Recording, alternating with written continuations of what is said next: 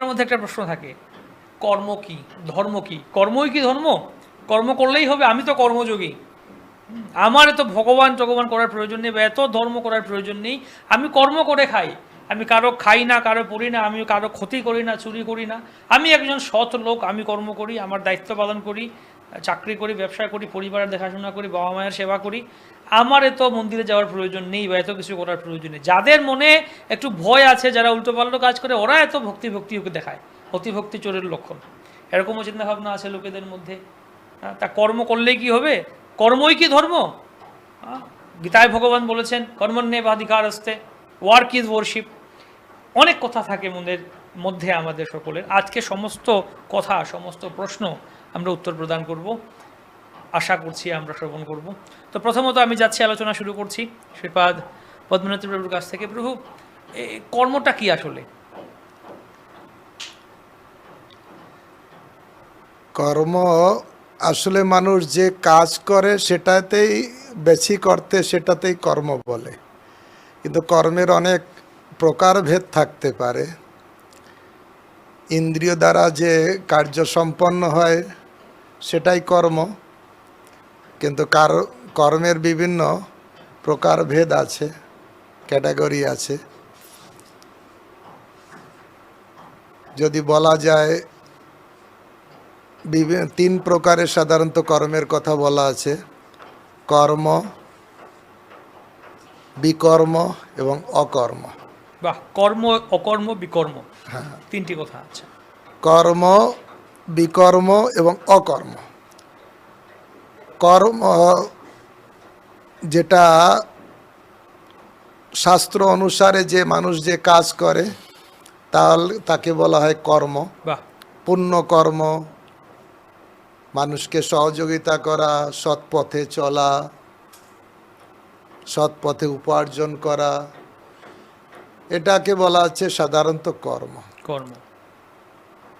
আর বিকর্ম ঠিক তার বিপরীত, যেটা শাস্ত্রে নিষেধ করা হয়েছে। যে কর্মের ফল আমরা বলতে পারি বেশি করতে পাপ, সেটাকে বলা হয় বিকর্ম। বিকর্ম। হ্যাঁ, এবং এক কথায় বলা যেতে পারে পুণ্যমূলক যে কর্ম তাকে বলা হয় কর্ম, কর্ম। আর পাপমূলক যে কাজ তাকে বলা হয় বিকর্ম। আর অকর্ম হচ্ছে যেটা ভগবানের উদ্দেশ্যে, ভগবানের প্রীতিবিধানের জন্য যে কর্ম করা হয় তাকে বলা হয় অকর্ম। কর্ম। রঘুনাথ দাস গোস্বামী বলছেন, এখানে একটা আমি কথা আমি বলে দিই আমাদের দর্শকদেরকে, আপনাদেরকে অনুরোধ করছি, আপনারা যে যেখানে বসে দেখছেন, যদি হাতের সামনে একটা খাতা কলম নিয়ে বসতে পারেন সব থেকে ভালো হয়। কীভাবে এই যে এত সুন্দর আলোচনা হচ্ছে, এর লাভটা কীভাবে ওঠানো যায়।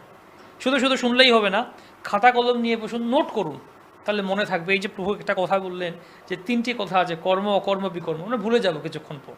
তো এটা লিখে রাখুন, লিখে রাখলে পরবর্তীতে আবার রিভাইজ করতে পারবেন, মনে রাখতে পারবেন, অন্য কাউকে বলতে পারবেন। আপনি যত নিজে পড়বেন, রিভাইজ করবেন, অন্যকে বলবেন, এটা মনে থাকবে আপনার মধ্যে। না হলে শুনবো, ভুলে যাব। কলিযুগের আমাদের মস্তিষ্ক তো অনেক উর্বর মস্তিষ্ক আমাদের, তাই একটু লিখে রাখলে ভালো হয়। খাতা কলম নিয়ে বসুন, বা যেখানে হোক, মোবাইলে হোক, সে এক জায়গায় লিখে রাখুন এটা। হ্যাঁ, রঘুনাথ দাস গোস্বামী তার মনশিক্ষা একটা জায়গায় লিখছেন যে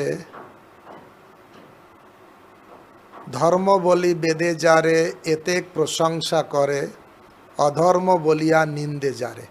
এখানে একটা ধর্মেও পথ আর একটা হচ্ছে অধর্ম। ধর্ম বলতে এখানে বলা হচ্ছে, বলছে একটু আগে আপনারা শুনছিলেন পূজ্যপাদ পদ্মমুখ প্রভুর কাছ থেকে, যে আমি তো সৎ পথে চলি, সৎকর্ম করি, আমি তো কোনো খারাপ, তা এটাকে বলা হচ্ছে ধর্ম। ধর্ম বলি বেদে যারে এতে প্রশংসা করে, অধর্ম বলিয়া নিন্দে যারে।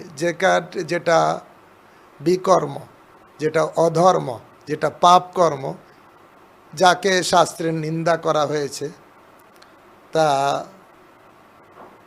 এ দুটো কর্মের ঊর্ধ্বে আর একটা কর্ম আছে, যেটা হচ্ছে ভগবৎ সেবা কর্ম। তাই রঘুনাথ দাস গোস্বামীর শিক্ষা হচ্ছে এই, মনুষ্য জীবনকে সার্থক করতে গেলে এ ধর্ম অধর্ম দুটোকে ত্যাগ করে হওরত নিগুড় ব্যাপারে।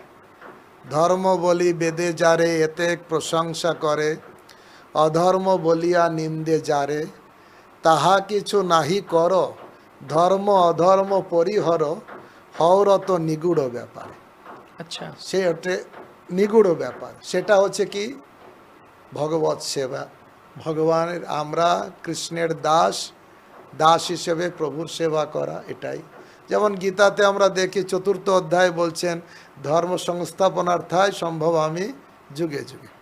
আবার 8th অধ্যায়ে যে ওই ভগবান বললেন সর্বধর্মান পরিত্যাজ্য। তা সেই জন্য কোন ধর্মকে ত্যাগ করতে বললেন? এই যে পাপ তো ত্যাগজ, পুণ্য কর্মরূপ যে ধর্ম সেটাও ত্যাগ করে মনুষ্য জীবনকে আমরা যদি ভগবত ধামে ফিরিয়ে নিয়ে যেতে চাই, ভগবানের নিত্য সেবায় যুক্ত হতে চাই, সেই কর্ম করা উচিত, যেটা হচ্ছে নিগুড়। সেটা হচ্ছে ব্রজে রাধা কৃষ্ণ সেবা। ব্রজে রাজা কৃষ্ণ রতি অপূর্ব ধনদ অতি, তাই তুমি ভজ চিরদিন।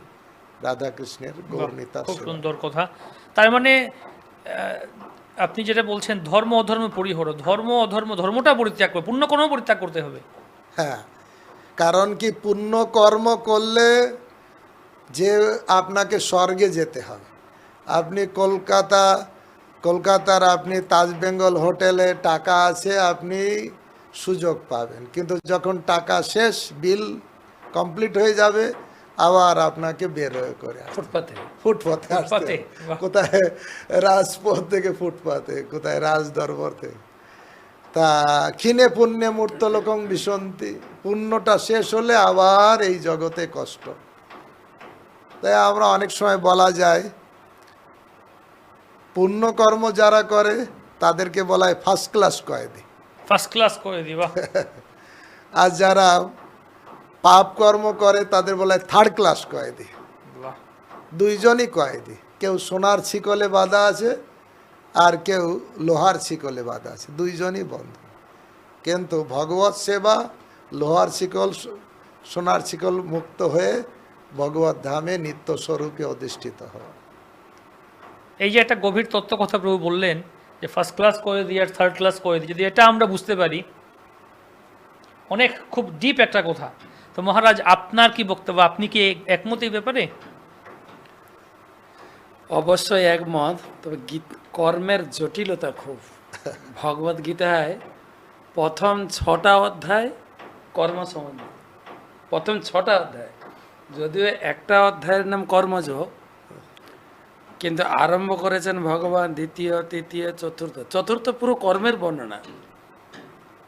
কি বর্ণনা? যদিও নাম হচ্ছে জ্ঞানযোগ, বর্ণনা করুন। ভগবান বলছেন 16 নম্বর শ্লোকে, কিম কর্মেতি কিম অকর্মেতি কবয়ত্ব মহিতা, কর্মটা কি আর অকর্মটা কি, তত্ত্ব কর্মে প্রবক্ষ্যামি যৎজ্ঞাত্তা মোক্ষ অশুভাৎ। কোনটা কর্ম, কোনটা অকর্ম, কোনটা বিকর্ম, এই তত্ত্বতভাবে জানতে হবে। বড় বড় বিদ্বান ব্যক্তিরাও মোহিত হয়ে যান কোনটা কর্ম কোনটা অকর্ম। এটা দৃষ্টান্ত দিয়ে বোঝায় হ্যাঁ, অবশ্যই। মহাভারতে। বাহ,